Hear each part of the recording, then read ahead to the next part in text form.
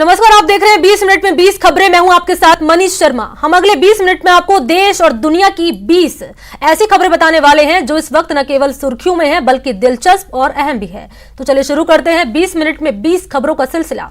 और सबसे पहले आपको दिखाते हैं राजस्थान की कौन कौन सी खबरें इस वक्त अहम है।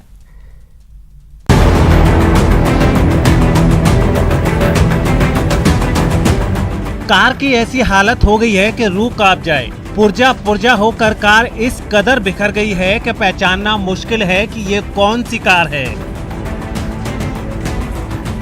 ऐसा नहीं है कि सिर्फ कार के परखच्चे उड़े हैं, उस मिनी ट्रक की हालत भी खस्ता है जिसने इसे टक्कर मारी है। दिल दहला देने वाली ये तस्वीरें भरतपुर के बयाना हिंडौन हाईवे से आई हैं। बताया जा रहा है कि समोगर गांव के पास तेज रफ्तार इस मिनी ट्रक ने श्रद्धालुओं से भरी इस कार को टक्कर मार दी। ये टक्कर इतनी जबरदस्त थी कि कार में बैठे एक शख्स की मौके पर ही मौत हो गई, जबकि 5 लोग गंभीर रूप से जख्मी हो गए। गंभीर रूप से जख्मी लोगों में से एक को भरतपुर रेफर किया गया है, जबकि बाकी का इलाज पास के अस्पताल में हो रहा है। कार में सवार लोगों के बारे में पता चला है कि वो आगरा के रहने वाले हैं और वो करौली के कैला देवी मंदिर दर्शन के लिए जा रहे थे, लेकिन हिंडौन हाईवे पर उनकी कार को इस तेज रफ्तार मिनी ट्रक ने जोरदार टक्कर मार दी। छत का एक हिस्सा जमींदोज हो चुका है। मलबे का ढेर देखकर अंदाजा लगाना मुश्किल नहीं है कि अगर इसके नीचे कोई आ जाता तो क्या होता। बीकानेर के नाल थाना इलाके में ये जो छत गिरी है वो उप स्वास्थ्य केंद्र की छत है और गनीमत यही है कि छत का ये हिस्सा रात के वक्त गिरा। अगर ये हिस्सा दिन में गिरा होता तो बड़ा हादसा हो सकता था, क्योंकि दिन के वक्त यहाँ भारी भीड़ होती है और आसपास से बड़ी संख्या में लोग इलाज कराने के लिए यहाँ आते हैं। यहाँ के लोगों का कहना है कि इस उप स्वास्थ्य केंद्र की हालत खस्ता है और घटिया निर्माण सामग्री के इस्तेमाल की वजह से छत का ये हिस्सा गिरा है। मोदी जी, आपसे निवेदन है कि ये घटिया निर्माण सामग्री की वजह से ये गिर गई, इसलिए इनकी सही जांच की जाए। उप स्वास्थ्य केंद्र नालबड़ी में सब सेंटर है, जिसकी ये इमारत कई सालों से जर्जर हो रही थी और अब रात को 1:05 पे गिर चुकी सारी पट्टियां अंदर से। अब बिजली गुल हो गई। सैकड़ों लोगों का ये जमावड़ा ये बताने के लिए काफी है कि ये लोग किसी खास मकसद के लिए एक जगह जमा हुए हैं और किसी मुद्दे पर गहन विचार विमर्श चल रहा है।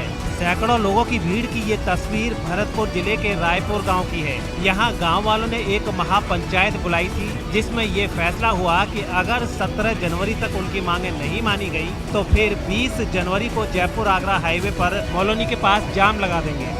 दरअसल रायपुर गांव के लोग वन विभाग की जमीन से अतिक्रमण हटाने की कार्रवाई को लेकर नाराज हैं। इन लोगों की शिकायत है कि उनके रहने के प्रबंध किए बगैर और उन्हें जमीन का पट्टा दिए बगैर प्रशासन ने कुछ दिन पहले अतिक्रमण हटाने की कार्रवाई शुरू कर दी थी। इस कार्रवाई का विरोध करने पर पुलिस ने गाँव वालों पर आंसू गैस के गोले छोड़े और लोगों पर लाठीचार्ज किया। इस लाठीचार्ज के दौरान कई लोग जख्मी हुए। अब इन लोगों का कहना है कि प्रशासन ने अगर उनकी 3 मांगे, जिसमें पुलिस में दर्ज मुकदमे वापस लेने, दोषी अधिकारियों को निलंबित करने और वन भूमि पर रह रहे लोगों के पट्टे जारी करने की मांग शामिल है, नहीं मानी तो फिर वो जयपुर आगरा हाईवे जाम कर देंगे।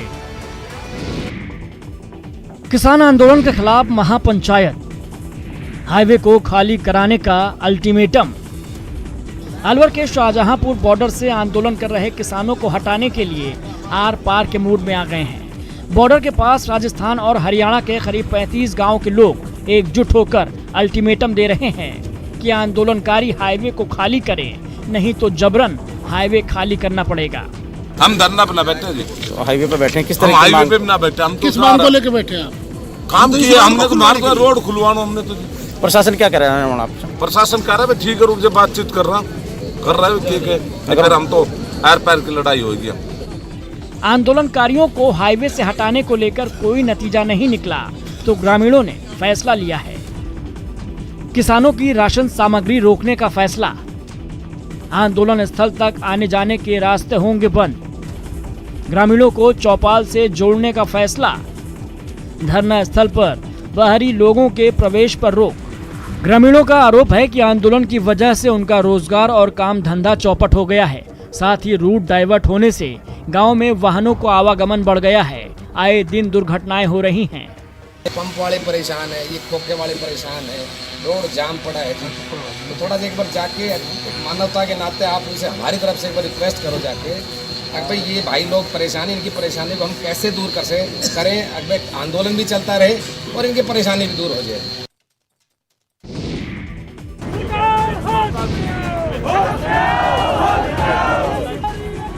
राजस्थान के 11 लाख से अधिक बीएड और बीएसटीसी डिग्रीधारी युवाओं के 4 साल का इंतजार अब खत्म हो गया है। राजस्थान माध्यमिक शिक्षा बोर्ड की ओर से राजस्थान शिक्षक पात्रता परीक्षा यानी रीट के लिए आवेदन प्रक्रिया की शुरुआत हो गई है।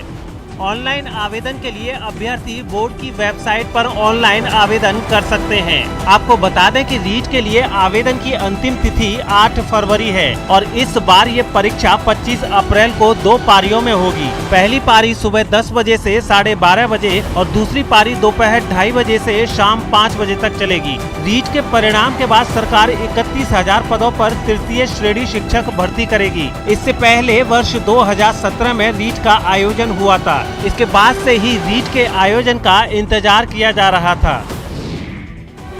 कोरोना संकट की वजह से राजस्थान में लॉकडाउन के शुरुआती दिनों में भले ही नौकरियों पर लॉक लग गया हो, लेकिन बाद में नौकरियां अनलॉक हो गयीं। आपको बता दें कि पिछले साल मार्च से दिसंबर तक प्रदेश सरकार ने 25,386 युवाओं को अलग अलग भर्तियों में नियुक्ति प्रदान की है। इनमें एलडीसी भर्ती, वरिष्ठ अध्यापक भर्ती जैसी बड़ी भर्तियां भी शामिल हैं। इसके अलावा नई भर्तियां निकालने का भी सिलसिला चलता रहा। मार्च से दिसंबर तक सरकार ने अलग अलग विभागों में 6,657 पदों के लिए नई भर्तियां निकाली। कोरोना संक्रमण का धीरे धीरे असर कम होता जा रहा है। ऐसे में अब युवाओं को 31,000 पदों पर तृतीय श्रेणी शिक्षक भर्ती शुरू होने और पटवारी भर्ती की परीक्षा तिथि घोषित होने का इंतजार है। कोरोना संकट के दौरान सरकार ने नौकरियां देने और नई भर्तियां निकालने के साथ साथ कई भर्तियों की परीक्षाएं भी आयोजित की। इस दौरान लोग अलग अलग विभागों की 9,443 पदों पर भर्ती के लिए परीक्षा का आयोजन हुआ।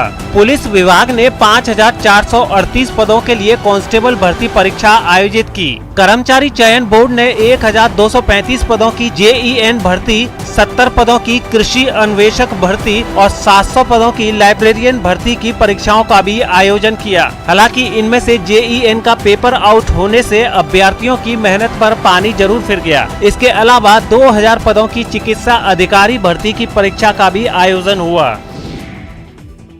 शहरी जनता की समस्याएं जल्द दूर होगी, पेंडिंग कामकाज पूरे होंगे, कॉलोनियों के नियम की राह खुलेगी, क्योंकि गहलोत सरकार 7 साल बाद एक बार फिर प्रशासन शहरों के संग अभियान की शुरुआत करने जा रही है।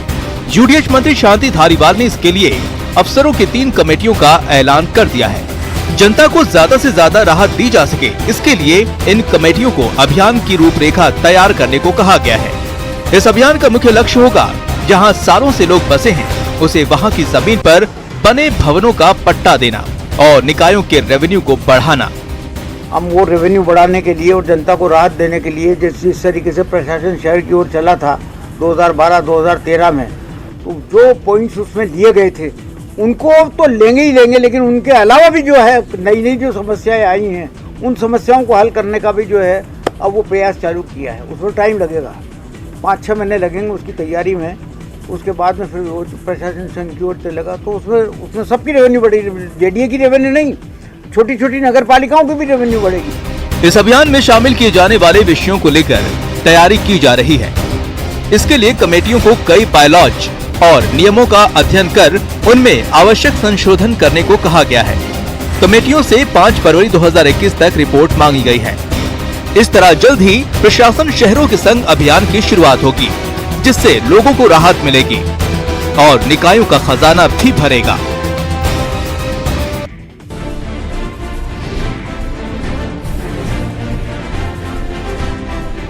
तीन विधानसभा सीटों पर उपचुनाव, सियासी जंग में मचेगा घमासान। 2 सालों में सरकार की वादा खिलाफी, जिसमें किसान कर्जा माफी, बिजली का, भ्रष्टाचार, बेरोजगारी, ये तमाम मुद्दे हैं, कानून व्यवस्था, ये सारी चीजें सरकार के खिलाफ जाती हैं। ये वो वजह हैं जिनके दम पर बीजेपी 3 विधानसभा सीटों पर होने वाले उपचुनाव में अपनी जीत को लेकर आश्वस्त नजर आ रही है। प्रदेश बीजेपी अध्यक्ष सतीश पूनिया अपनी पार्टी की जीत को लेकर दावे करते नहीं थक रहे।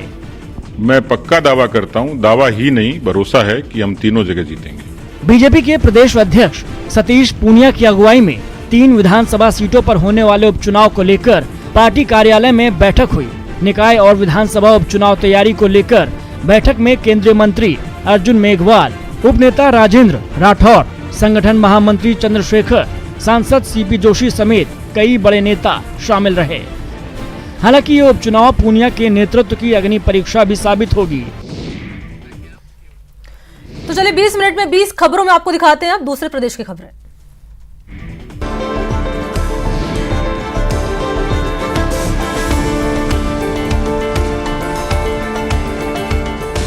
आत्मविश्वास से लवरेज इन महिला पायलटों और इनके इस स्वागत सत्कार को देखकर ही अंदाजा हो जाता है कि इन्होंने कुछ अजब कर दिखाया है। दरअसल एयर इंडिया की इन महिला पायलटों ने दुनिया के सबसे लंबे हवाई मार्ग नॉर्थ पोल पर उड़ान भरने का कीर्तिमान रचा है। अमेरिका के सैन फ्रांसिस्को शहर से उड़ान भरने के बाद ये टीम नॉर्थ पोल से होते हुए बेंगलुरु पहुंची है और इस दौरान इन्होंने करीब 16,000 किलोमीटर की दूरी तय की है। खास बात यह है कि एयर इंडिया खुद अपने ट्विटर हैंडल से समय समय पर इनकी लोकेशन की जानकारी दे रहा था। Civil aviation minister Hardeep Puri ने भी इसे लेकर ट्वीट किया और लिखा, कॉकपिट में पेशेवर, टैलेंटेड और कॉन्फिडेंट महिला पायलटों ने एयर इंडिया के विमान से सैन फ्रांसिस्को से बेंगलुरु के लिए उड़ान भरी है। वे नॉर्थ पोल से गुजरेंगी। हमारी नारी शक्ति ने ऐतिहासिक उपलब्धि हासिल की है। बता दें कि कैप्टन जोया अग्रवाल इस ऐतिहासिक उड़ान का नेतृत्व कर रही हैं। को पायलट के तौर पर जोया के साथ कैप्टन पापागरी तन्मयी, कैप्टन शिवानी और कैप्टन आकांक्षा सोनवरे उनके साथ मौजूद थीं। इस ऐतिहासिक मौके पर एयर इंडिया ने ट्वीट कर कहा है, वेलकम होम। हमें आप सभी पर गर्व है। हम A1176 के पैसेंजर्स को भी बधाई देते हैं जो इस ऐतिहासिक सफर का हिस्सा बने।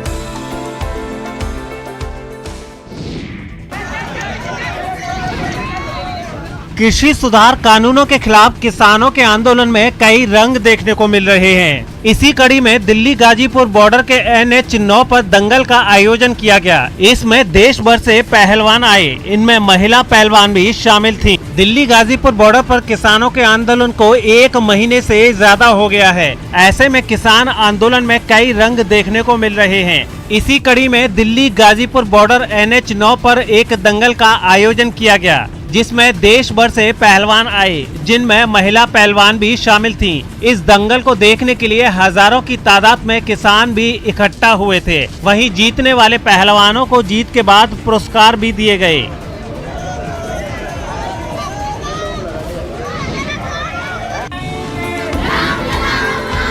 अयोध्या में भव्य राम मंदिर निर्माण के निधि संग्रह के लिए अलीगढ़ में राष्ट्रीय सेविका समिति की महिलाओं ने मुस्लिम बहुल इलाकों में अभियान चलाया। इस अभियान के तहत राष्ट्रीय सेविका समिति की ओर से लोगों को जागरूक कर इस महा अभियान से जोड़ने की कोशिश की गई। शहर के ऊपरकोट और किला का नगला इलाका में महिलाओं ने ये यात्रा निकाली। इस दौरान महिलाओं ने जय श्री राम के नारे भी लगाए।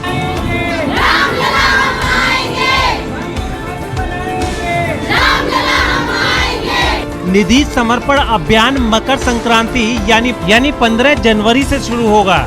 इससे पहले जन जागरूकता अभियान अलीगढ़ के गली गली और मोहल्लों में चलाया जा रहा है। हर जगह मुख्य चौराहों पर राम मंदिर धन संग्रह अभियान के पोस्टर बैनर लगाए गए हैं। 15 जनवरी से 22 जनवरी तक निधि समर्पण अभियान चलाया जाएगा। निधि संग्रह का कोई लक्ष्य नहीं है, लेकिन मंदिर को भव्य बनाने के लिए हर घर और हर परिवार से संग्रह किया जाएगा।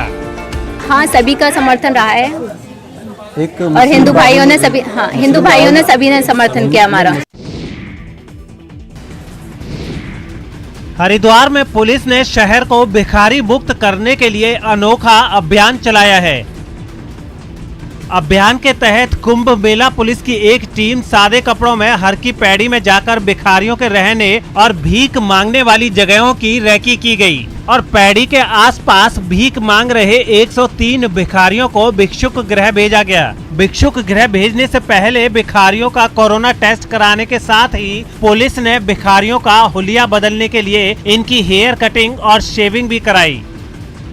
हम खुद नहीं सोचते कि माँ ने मना मजबूरी मांगा, तो पिताजी हमारे गुजर गए थे, तो कहा कहते हम भाई बंद हमसे छोटे थे इसलिए आए थे। हमें खुद नहीं मांगना, हमें अच्छा नहीं लगता था, हमें खुद बेइज्जती का लगता था। वहीं आईजी कुंभ संजय गुंजियाल ने अपने द्वारा चलाए गए इस अभियान के बारे में बताया कि इस बार के कुंभ मेला में पुलिस का उद्देश्य भिखारियों को पकड़कर सिर्फ भिक्षुक गृह में बंद करना नहीं है, बल्कि जो लोग भीख मांगना छोड़कर सम्मानजनक तरीके से जीना चाहते हैं उनकी मदद करना भी है। ऐसे बेगर्स जो कि काम करना चाहते हैं और रिमांड पीरियड पूरा होने के बाद अगर वो पुलिस के जो थाने चौकी बनते हैं वहाँ अस्थायी रूप से काम करना चाहते हैं, तो उन्हें भी हम लोग जैसे रिमांड पीरियड पूरा हो जाएगा अपने वहाँ रखेंगे। नैनीताल में पंत पार्क में हाईकोर्ट के आदेश के बाद भी नियमों का खुला उल्लंघन चल रहा है। हाईकोर्ट से समय तय होने के बाद भी सुबह से ही यहाँ फड़ बाजार सज रहा है। झील के किनारे बन रहे खाने से भी गंदगी झील में जा रही है। तो कोरोना काल में भी 121 दुकानदारों के बजाय 300 से ज्यादा लोग यहाँ पर बाजार सजा रहे हैं। हालात ये हैं कि दुकानें लगाने के लिए पर्यटकों के बैठने को लगाई गई बेंच ही बेंच दी गई हैं। 121 लोगों को कोर्ट ने आदेश दिया था लगाने के लिए, लेकिन 400 के करीब उसमें लग रहे हैं, जिसमें हमने माननीय नगर पालिका से अनुरोध किया कि इनको तत्काल रूप से इनको हटाया जाए और निश्चित समय पर लगाया जाए। अगर नहीं मानेगी पहले तो हम स्वयं में प्रयास करेंगे, नहीं तो फिर न्यायालय की शरण लेंगे। दरअसल हाईकोर्ट ने एक याचिका पर सुनवाई कर गर्मी और सर्दी का समय तय किया है। हाईकोर्ट के आदेश में सर्दी में फड़ लगाने का समय शाम 4 बजे से 6 बजे तक निर्धारित किया गया, तो गर्मी में सुबह 8 बजे से शाम 8 बजे तक यहाँ सामान बेचने की अनुमति है, जबकि दुकान को 4 बाई 6 फीट में जगह दी गई है। लेकिन हालात ये है कि नैनीताल के बाहर से आकर भी कई लोग यहाँ दुकानें लगा रहे हैं।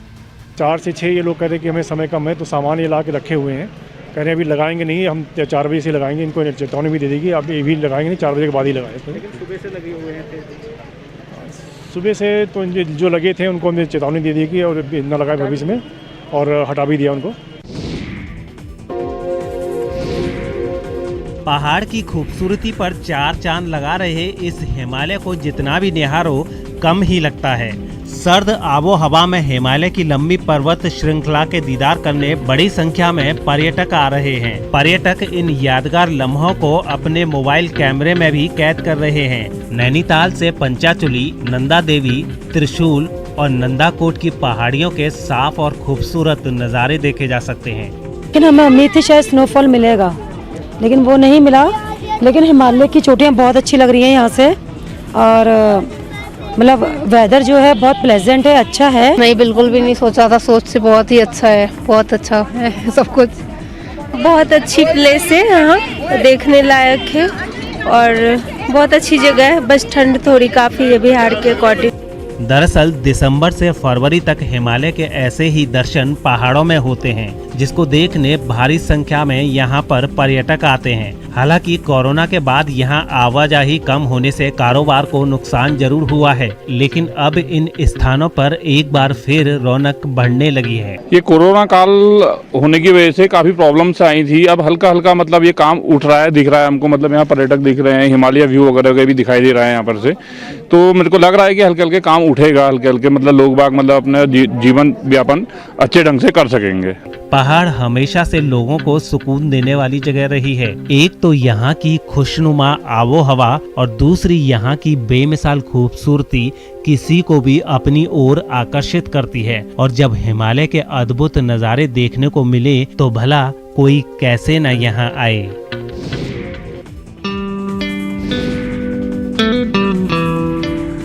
करीब 5000 मीटर की ऊंचाई पर होने वाला यारसा गंबू कई मायनों में कारगर है। दवाइयों से लेकर इसका इस्तेमाल ऊर्जावर्धक के रूप में होता है। दुनिया में इसकी पैदावार देखें तो अकेले चीन में 95% यारसा गंबू पैदा होता है, जबकि भारत में 2%, नेपाल में 1.5% यारसा गंबू पैदा होता है। यारसा गंबू के इस्तेमाल की बात करें तो सबसे अधिक इसका उपयोग चीन करता है, जबकि जिस ताइवान में इसकी पैदावार बिल्कुल भी नहीं है, वहाँ इस पर शोध और इसका उपयोग जमकर हो रहा है। अगर हम बात करते हैं तो सबसे ज्यादा जो शोध कार्य हुए हैं वो चीन ने किए हैं, और कोरिया, चीन, कोरिया, इनके यहाँ पे ज्यादा काम हुए हैं। भारतवर्ष में इस पे अभी शोध के मामले पे बहुत कम काम हुआ है। जीबी पंत संस्थान की स्टडी में ये पाया गया है कि बायोकेमिकल के लिए चीन 61%, ताइवान 17%, हांगकांग 5% और भारत में सिर्फ 2% ही इस्तेमाल हो रहा है। यारसा गंबू से बायोमेडिसिन बनाने में भी चीन का ही दबदबा कायम है, जबकि दूसरे नंबर पर ताइवान और तीसरे पायदान पर जापान है। वहीं मॉलिक्यूलर बायोलॉजी के क्षेत्र में भी चीन पहले पायदान पर है। मतलब भारतीय जो संस्थान है, जो रिसर्च से जुड़े हुए संस्थान है, वो इस पे शोध कर सकते हैं, पर इसके लिए एक बात जरूरी है कि शोध के लिए उतनी पर्याप्त मात्रा में जो फंडिंग है वो उपलब्ध होनी चाहिए। एमपी की राजधानी भोपाल में इन दिनों स्पोर्ट्स वियर नहीं बल्कि धोती कुर्ते में ही क्रिकेट खेला जा रहा है। साथ ही मैच के दौरान कमेंट्री हिंदी अंग्रेजी नहीं बल्कि संस्कृत भाषा में की जा रही है। अद्भुतम अद्भुतम अद्भुतम। रविवार को भोपाल में एक खास क्रिकेट मैच का आयोजन किया गया और इस क्रिकेट मैच में पेशेवर खिलाड़ी नहीं बल्कि पंडितों ने बैट बॉल पर हाथ आजमाया। शीघ्र बाउंड्री अतिचर। खिलाड़ियों के माथे पर त्रिपुंड और टीका, गले में रुद्राक्ष की माला देखकर एक बार तो लगेगा कि पंडित किसी यज्ञ, हवन या पूजा के लिए तैयार हुए हैं, लेकिन ये तैयारी थी क्रिकेट मैच की। क्रिकेट की कमेंट्री भी हिंदी या अंग्रेजी में नहीं बल्कि संस्कृत में हुई। मैच के दौरान खिलाड़ियों का उत्साह भी देखते बना। खिलाड़ी आपस में संस्कृत में बातें करते नजर आए।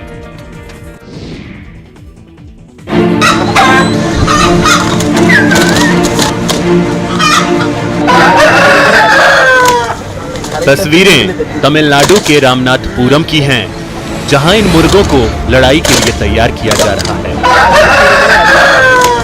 आपस में इन्हें भिड़ाकर ये देखा जा रहा है कि ये मुर्गे लड़ भी सकते हैं कि नहीं। प्रतिद्वंदी मुर्गे को मात देने की क्षमता इनमें विकसित हुई है कि नहीं। दरअसल ये सारी तैयारी पोंगल त्योहार के दौरान आयोजित होने वाली कॉक फाइट के लिए हो रही है। तमिलनाडु में पोंगल पर खास तौर पर कॉक फाइट का आयोजन किया जाता है और इस आयोजन को लेकर तमिलनाडु के लोगों में खासा उत्साह देखा जाता है।